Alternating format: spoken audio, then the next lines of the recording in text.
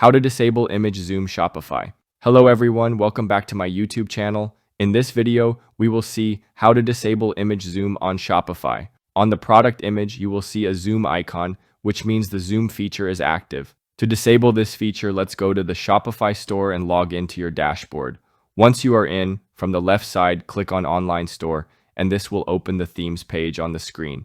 Next to the theme name, click on the Customize button, and it will open a new web page on the screen that will allow you to edit store pages.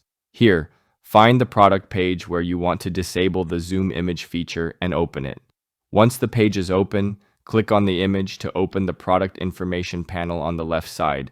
Now, here scroll down to find the zoom feature.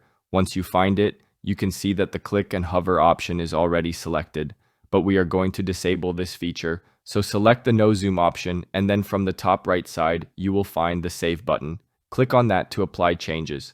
Now let's go to the product page on your Shopify store and refresh the page. This time you will not find the zoom icon on the product. And that's it. This is how you can disable image zoom on Shopify. I hope this video is helpful for you.